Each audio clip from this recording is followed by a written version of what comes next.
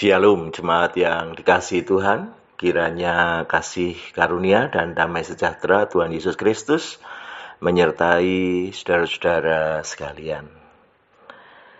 Bapak Ibu, saudara-saudara yang dikasihi Tuhan, ketika kita bersama-sama bergumul untuk melayani Tuhan dan kita didorong untuk mendengarkan Dia ketika kita hendak melayani Tuhan, apa yang menjadi bagian kita untuk terus berproses bersama dengan Tuhan? Apakah kita memang bisa dengan sungguh-sungguh mencoba menemukan bagian terbaik kita untuk kita lakukan di dalam terang cinta Tuhan? Hari Minggu yang lalu kita bersama-sama sudah mempelajari bagaimana dari kisah Maria dan Marta kita didorong untuk belajar mendengarkan Tuhan sebelum kita melayani Dia. Nah, mari kita memperhatikan bagian ini lebih mendalam lagi terkait bagaimana ketika kita melihat diri kita sendiri. Pernahkah kita melakukan evaluasi diri atas apa yang sudah kita lakukan, sedang kita lakukan, dan akan kita lakukan terkait dengan berbagai hal yang sudah Tuhan berikan dalam hidup kita? Lalu apa yang bisa menjadi bagian kita untuk kita kerjakan di dalam melayani Tuhan? Setiap kita tentu memiliki karunia yang berbeda-beda yang diberikan oleh Tuhan. Pengalaman, pendidikan, kepribadian, dan semuanya itu akan membentuk diri kita untuk kita melayani Tuhan.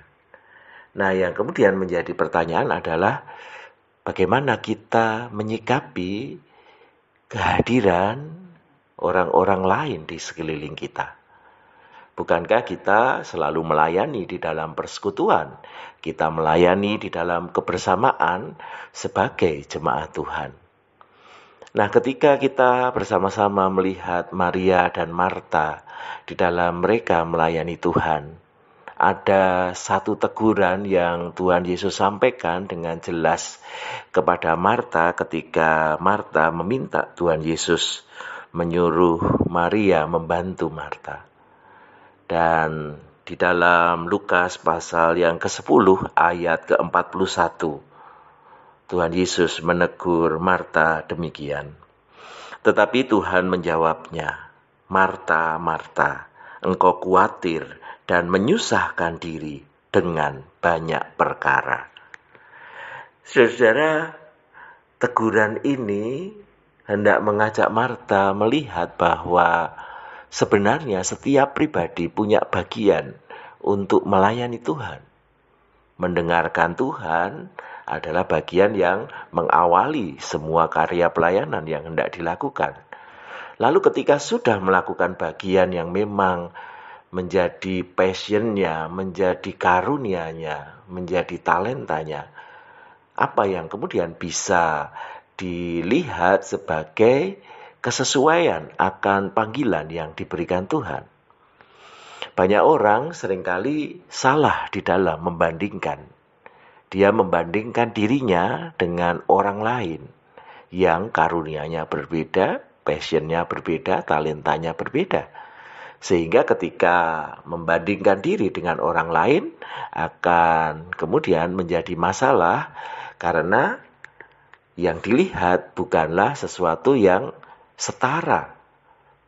Kalau kita mau belajar dari teguran Tuhan Yesus kepada Marta, Tuhan Yesus mendorong Marta untuk membandingkan dirinya, kapasitasnya dengan kemungkinan terbaik yang bisa dia lakukan.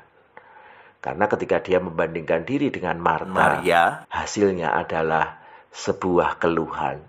Dan itulah yang dikatakan oleh Tuhan Yesus. Mengapa engkau menyusahkan diri dengan banyak perkara sehingga membawa pada kekhawatiran?